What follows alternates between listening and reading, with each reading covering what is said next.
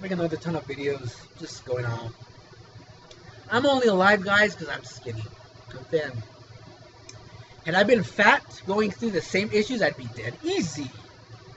So all the years of eating healthy, all the years of vitamins, all the years of exercising, has saved my life. Not being able to exercise has saved my life. Had I been fat, I'd be dead, and not having these videos and not all this false information would be the information that people see, believing that, oh, I wonder what happened to Dominic. Oh, he was fat. Don't know what happened to him. Being thin saved my life. I'm still alive. So I'm telling you, someone who says fat and say, well, I just want to be me. No, be you thinner. Be you dissolving those fat cells. And teach your kids to be healthy. Because you're going to end up being a burden really on the medical community, because you're going to have so many issues.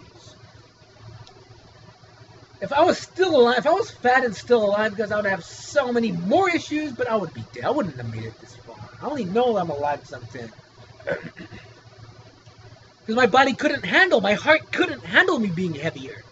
It can barely handle me being 140 pounds, man. So understand that. Save your life. Save your child's life. Thin and eating healthy. So I'm glad I even brought up that memory. And it was kind of I don't know, in the grade school I was kind of a chubby kid myself, but I had my one meal. I ate cereal in the morning, I had my one little meal, I had a little snack. I remember I would come home and I would eat cookies and milk. My mother was like, leave it to Beaver, man, straight up. I'm serious. It was just like Leave It to Beaver. My mom's in her skirt, and I have cookies and milk waiting for me when I come home. And I would go and watch the Little Rascals and then Good Times. That's what I would watch, dude. It's funny. I'm watching like Alfalfa and Spanky, and I'm watching JJ. You know what I mean, man? I remember having a conversation. I'm like, man, Mama, JJ, man. JJ's skinny, but he eats a lot. You know what I mean? And then I remember I did have an argument about the kid, because I'm saying, well, you know what? I did sell some of the free meals to some skinny kids that needed food. I needed the extra meal, basically. They needed the extra meal. And I'm like, well, dude, you know, I remember having that argument. Well, then it's okay, you know what?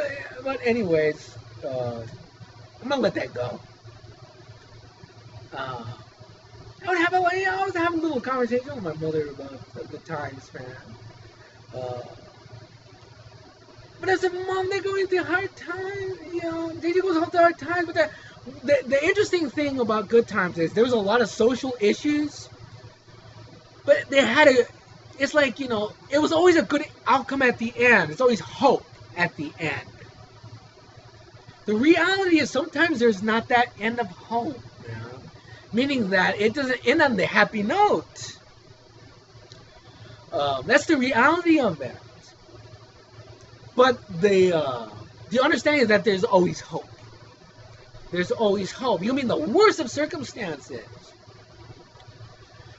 I mean, Mr. Evans, John Amos, he would always, man, oh my gosh, he would always lose his job, man. He would lose his job, not have money, be angry. I mean, he would come home angry and slamming the door, and I'm like, well, I remember telling my mom when as a little boy, I said, well, I'm glad my dad would never has to do that. I said, Mr. Evans, he lost his job. He slamming the door. He lost his job. He doesn't have any money. And his mom works. And he goes, well, Dad makes enough money to where I don't have to work. I can just take care of you, and I can read the Bible. My mom's mission was to read the Bible and to take care of us. Really, that's her mission in life growing up. And I remember her telling me, if Dad didn't work, I would have to work, and I couldn't do what she loves to do, which is to read the Bible and pray and that kind of thing. But you know, there's so many things going on now. I'm trying to have the conversation with my mother.